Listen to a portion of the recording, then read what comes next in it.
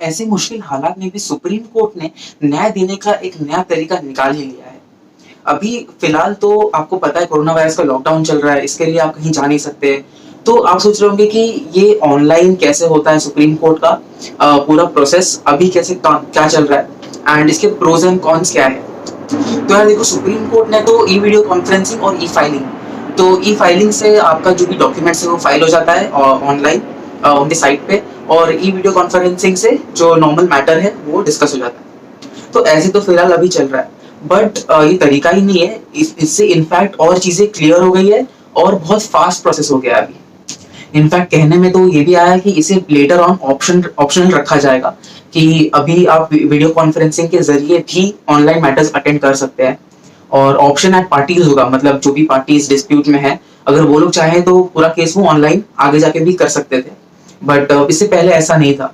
तो supreme court का first time नहीं है कि वो वीडियो कॉन्फ्रेंसिंग या फिर टेक्नोलॉजी से इतना इन्वॉल्व हुए फर्स्ट टाइम, जबकि इससे पहले भी कई बार ये अपना एविडेंस जो रिकॉर्ड करना होता है उसके लिए भी खुद सुप्रीम कोर्ट ने ही कई बार ऑर्डर दिया है कि आप ई वीडियो कॉन्फ्रेंसिंग के जरिए आप एविडेंसेस को रिकॉर्ड कीजिए। सबसे अच्छी बात तो मेरे को ये लगी कि जुडिशरी पूरी ट्राई कर रहा है अडेप्ट होने के लिए जो भी नए टेक्नोलॉजिकल फीचर्स हैं और कैसे ये टेक्नोलॉजी के थ्रू आप न्याय दे सकते हैं। तो बहुत ही अच्छे से जुडिशरी और टेक्नोलॉजी अडेप्ट हो रहे हैं। तो ये बहुत अच्छी बात है, और आगे देखने वाले टाइम में शायद आपको इसका असर भी दिखे। चलिए अब आइए इसके कुछ प्रोज एंड कॉन्स देख लेते हैं हम लोग कि जुडिशरी में टेक्नोलॉजी का कि क्या एडवांटेजेस है और क्या डिसएडवांटेजेस है।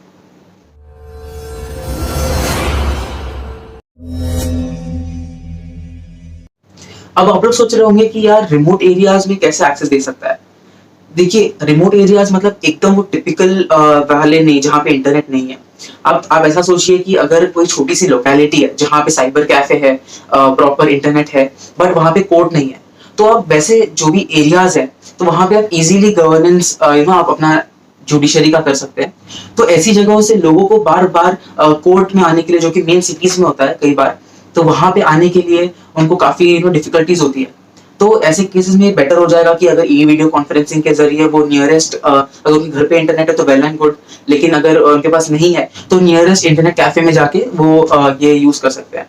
तो ये बहुत अच्छा एडवांटेज है, तो सो दैट हम जस्टिस को अवेलेबल करें बहुत ज्यादा लोगों के लिए। दूसरा है कॉस्ट इफेक्टिव। कॉस्ट इफेक्टिव तो ऑब्वियसली है ही, क्योंकि आपके पेपर का जो खर्चा होता है वो बच रहा है, आप ऑनलाइन ड्राफ्टिंग कर रहे हैं, आप ऑनलाइन फाइलिंग कर रहे हैं, आपको ट्रैवल एक्सपेंसेस नहीं देना है, आपको डिलीवरी, आप पोस्ट कार्ड्स वगैरह जो भी आप डॉक्यूमेंट्स भेजते हैं ऑपोजिशन पार्टीज को, आपका वो सब खर्चा बच रहा है। तो ऑब्वियसली ये ज्यादा कॉस्ट इफेक्टिव है ही, आपको कहीं जाना नहीं पड़ रहा, सिर्फ इंटरनेट चार्जेस है और बेसिक इंफ्रास्ट्रक्चर जो इसके लिए लगता है, तो बस इतना सा ही है। तो इसके लिए काफी कॉस्ट इफेक्टिव है, और कोर्ट के नजरिए से भी देखा जाए तो भी ये बहुत कॉस्ट सेविंग है। ये वो पार्टीज के लिए बहुत बेनिफिशियल है जिनको बहुत ट्रैवल करना पड़ता है। अगर आप सोचिए कि अगर मुंबई में केस है और दिल्ली से कोई अपोजिशन पार्टी है, तो उनको वहां से सिर्फ एक हियरिंग के लिए मुंबई आना पड़ेगा, अपीयरेंस के लिए कोर्ट में। तो ऐसे में तो काफी कॉस्ट सेविंग भी हो जाता है उनके लिए, और साथ ही साथ टाइम भी सेव करता है पार्टीज का। फिर हमारा फोर्थ जो पॉइंट है वो, अगर आप क्रिमिनल केसेस या फिर कोई भी केसेस देखें तो बहुत इंपॉर्टेंट है, क्योंकि कई बार क्या होता है, बहुत सारे आई विटनेसेस ऐसे होते हैं जो मतलब कोर्ट में आने से डरते हैं या फिर गवाही देने से डरते हैं, या फिर उनको ये डर होता है कि जो सामने वाले हैं वो कहीं उनको ऑपरेस नहीं करें। तो ये सब चीजें अवॉइड हो जाती है ई कॉन्फ्रेंसिंग में। आप कहीं पे भी है, आप इंटरनेट से अवेलेबल है, तो आप डायरेक्टली जाके कोर्ट में आप वीडियो कॉन्फ्रेंसिंग के जरिए अपनी गवाही दे सकते हैं। तो ये काफी इजी हो जाता है, और ये बहुत इंपॉर्टेंट विटनेसेस भी हो सकते हैं जो ये डरते होंगे, बट हम उनके भी बाद में एविडेंसेस कलेक्ट कर सकते हैं ई वीडियो कॉन्फ्रेंसिंग के जरिए। तो ये बहुत बड़ा एडवांटेज और एक टर्निंग मोमेंट हो सकता है कोई भी केस में। और सिर्फ आई विटनेस ही नहीं, मतलब कोई भी जैसे नॉर्मल आदमी अगर उसको गवाही देनी है तो वो क्या सोचेगा कि अरे मुझे मेरे काम से छुट्टी लेनी पड़ेगी, सिक्योरिटी का डर रहता है उन्हें, और फिर जनरल सेंस ऑफ डर तो रहता ही है कि अगर अपोजिशन पार्टीज ज्यादा सीरियस केस है तो कुछ गलत कदम ना उठाए। तो इसके लिए कोई भी विटनेस जो डरता है उसके लिए ई वीडियो कॉन्फ्रेंसिंग बहुत ही प्रेफरेबल होगा। हमारा नेक्स्ट जो एडवांटेज है वो इम्पोर्टेंट है कुछ केसेस के लिए, जैसे फॉर एग्जांपल रेप के केसेस हो गए, तो वो तो ऑलरेडी इन कैमरा प्रोसीडिंग्स होता है।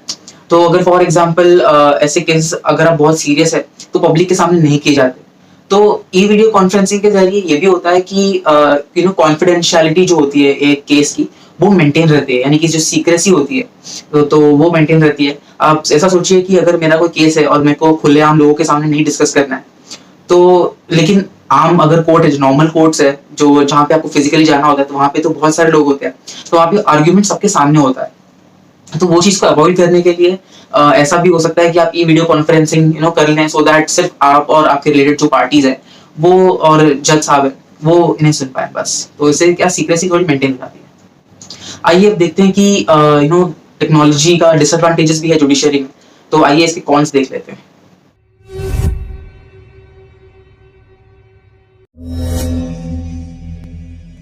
यार सबसे पहला टेक्निकल ग्लिचेस। टेक्नोलॉजी है तो ऑब्वियसली कुछ प्रॉब्लम्स, कुछ ग्लिचेस तो होंगे ही, तो इसमें तो कोई दो राय नहीं है। तो काफी बार अभी भी देखा गया है कि वीडियो कॉन्फ्रेंसिंग में लैग हो जाता है, आवाज नहीं आती है, या फिर वीडियो डिलेड होता है टाइम से।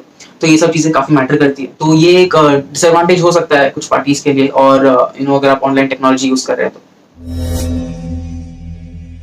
कई बार ये टेक्नोलॉजीज अनसेफ भी होती है। जैसे फॉर एग्जांपल अभी जूम का आया था कि जूम इज अनसेफ, कोई थर्ड पार्टी उसे एक्सेस कर सकता है, आपकी वीडियो कॉन्फ्रेंसिंग में आ सकता है। तो ऐसे ऐसे चीजें भी यहाँ पे सामने आती हैं जिससे सिक्योरिटी को थ्रेट हो जाता है, और फिर साइबर सिक्योरिटी का खतरा हमें उठाना पड़ता है। तो ये भी कुछ कौन से जिससे हम मेंटेन कर सकते हैं, फायरवॉल्स डाल के, ज्यादा स्टेबलाइज्ड फायरवॉल्स डाल के हम इसे प्रिवेंट कर सकते हैं। But for the time being ये कौन है। तो हमने एडवांटेज में देखा था कि पब्लिक का जो एसेंस है, यानी कि सीक्रेसी जब हम मेंटेन करते हैं, पब्लिक नहीं होती है। तो यहाँ पे पब्लिक ऑडिट, यही हमारा तीसरा कौन है। यानी कि कई बार क्या होता है, आपको पब्लिक ओपिनियन की जरूरी होता है, यानी पब्लिक के सामने अगर आप प्रोसीडिंग्स कर रहे हैं कोर्ट की, तो वो भी कई बार बहुत सारे केसेस में बहुत जरूरी होता है। तो अगर आप ई वीडियो कॉन्फ्रेंसिंग कर रहे हैं तो वो एलिमेंट यहाँ पे आपको नहीं मिलेगा। अब हम लोग देखते हैं कि करंट जो सिस्टम है सुप्रीम कोर्ट में वो कैसे चल रहा है, और उसमें डिस्कस करते हैं कि करंट सुप्रीम कोर्ट में कैसे ऑनलाइन जो केसेस हैं वो चल रहे हैं। यार अगर हम लोग सुप्रीम कोर्ट के ई सिस्टम की बात करें तो फिलहाल तो उन्होंने सबसे बेस्ट सॉफ्टवेयर जो अवेलेबल है वो यूज कर रहे हैं, और उनकी टेक्निकल टीम ने काफी अच्छा काम किया है सडन ऑनलाइन प्रेशर को हैंडल करने में। बट इसके बावजूद जितने भी एओआर्स है उनको काफी स्ट्रगल करना पड़ रहा है जब उनको कोई डॉक्यूमेंट फाइल करना होता है ऑनलाइन। तो इसमें उनको काफी प्रॉब्लम्स होती है, बट उसके लिए भी एक हेल्पलाइन नंबर है जहाँ पे आप कॉल करके तुरंत आपका जो प्रॉब्लम है वो सॉल्व हो जाता है। So what was your favorite moment? What were the difficult challenges in this hearing for you? And what was the most significant aspect, Mr. Rodgi, of this hearing for you? Look, the first challenge is having a petition listed during COVID in the Supreme Court. That's the biggest challenge. Supreme court के इसमें और एक चीज का problem है, वो ये है कि सुप्रीम कोर्ट ने लिमिट जो रखी है पिटिशन फाइल करने के लिए, वो है 5 MB, max to max 5 MB, और कोई भी एडिशनल डॉक्यूमेंट फाइल करने के लिए वो है मैक्स टू मैक्स 2 MB।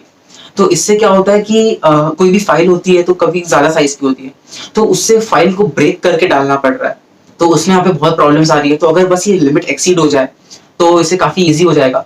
तो अगर सपोज मेरी फाइल है कुछ 10 MB की है, एडिशनल फाइल है, और मेरे को सिर्फ लिमिट 2 MB का है, तो मुझे वो 10 MB के फाइल को 5 पार्ट में डिवाइड करके उसे फिर अपलोड करना पड़ेगा। तो ये एक एक्स्ट्रा वर्क हो जाता है फॉर लॉयर्स, तो फाइल करने के लिए काफी मुसीबत वाली चीज है और डिफिकल्ट है। और सुप्रीम कोर्ट अपना एक वीडियो कॉन्फ्रेंसिंग का जो उनका एक वर्चुअल रूम होता है उसके लिए पहले एक्चुअली एक ही लिंक इशू करते थे to both parties, so that उनके सिर्फ कोई एक सीनियर जो एडवोकेट है वो आ पाए। बट लेटर ऑन कुछ प्रॉब्लम्स या फिर कुछ डिस्कशंस की वजह से अब उन्होंने 2 लिंक प्रोवाइड करना शुरू कर दिया है बोथ द पार्टीज। तो अब ऐसा होगा, या तो पार्टी आएगा और एक साइड से उनका एडवोकेट, और दूसरे साइड से एक पार्टी या फिर उनका एडवोकेट। तो इसके लिए 2 लिंक्स भेज दिए क्योंकि सब अपने अपने घरों पर है। तो ऐसे करके वो वर्चुअल रूम्स में आके जजेस एक ही जगह पे होते हैं, और दोनों पार्टीज आती हैं लिंक्स को क्लिक करके, तो आपको एक ही रूम में ले आएंगे, फिर वो वीडियो कॉन्फ्रेंसिंग के जरिए अपना प्रोसीडिंग्स कंडक्ट करते हैं। और यार सुप्रीम कोर्ट ने अपना जो समर ब्रेक होता है उसे भी कैंसिल कर दिया, क्योंकि कोरोना के टाइम पे, यानी कि जब कोर्ट्स बंद थे, बहुत उनके काफी प्रोसीडिंग्स हैम्पर हो गए। तो इसके लिए वो जो वर्क लॉस है उसको कवर करने के लिए उन्होंने जो आने वाला उनका समर ब्रेक था उसे भी कैंसिल कर दिया। तो यार इस वीडियो को कंक्लूड करते हैं। मेरा तो यही मानना है कि ऑनलाइन का जो ये नया ई वीडियो कॉन्फ्रेंसिंग है वो एक्चुअली बहुत अच्छा है, और मेरा तो एक सजेशन रहेगा कि जो भी आने वाले जनरेशन के लॉयर्स है, यानी कि जो भी लॉ स्टूडेंट्स है जैसे कि मैं, तो हम लोग को अगर ऑनलाइन कोई एक ट्रेनिंग मिल जाए कि ऐसे-ऐसे चीज़ें आपको अगर ऑनलाइन वीडियो कॉन्फ्रेंसिंग है, तो आपको ऐसे-ऐसे प्रोसीड करना है या फिर ऐसे-ऐसे प्रोसीजर्स है। तो इससे क्या होगा कि आने वाले टाइम में लॉयर्स वो इक्विप्ड रहेंगे ट्रांसफॉर्मेशन से विद टेक्नोलॉजी, जो कि बहुत इंपॉर्टेंट है। और साथ ही साथ हम टेक्नोलॉजी को और जुडिशरी को साथ में रख पाएँगे इससे, और आगे जाकर शायद इससे हमें ही बहुत ज़्यादा फ़ायदा मिले। और बस हमें टेक्नोलॉजी को यूज़ करते रहना चाहिए, और जितना हम यूज़ करेंगे उतना हमें इसकी गलतियों के बारे में पता चलेगा, और उतना ही हम इसे बेटर कर पाएँगे। तो इसीलिए मेरे ख्याल में तो हमें इसे यूज़ करते रहना चाहिए। और बहुत सही कहा कुछ जजेस ने कि हमें इसे बाद में ऑप्शन रख देना चाहिए कि जिसको वीडियो कॉन्फ्रेंसिंग से अपना प्रोसीडिंग्स करने हैं वो कर सकता है। तो ये काफ़ी अच्छी बात है। तो बस दोस्तों, उम्मीद करता हूँ कि आपको वीडियो अच्छा लगा होगा, और अगर आपको वीडियो अच्छा लगा तो आप लाइक कीजिए और अपने से दोस्तों के साथ शेयर भी कीजिए। और अगर आप ऐसे ही अच्छा कंटेंट देखना चाहते हैं तो आप नीचे मेरे वीडियो को मेरे चैनल को सब्सक्राइब कर सकते हैं। So thank you for watching, keep loving and keep supporting.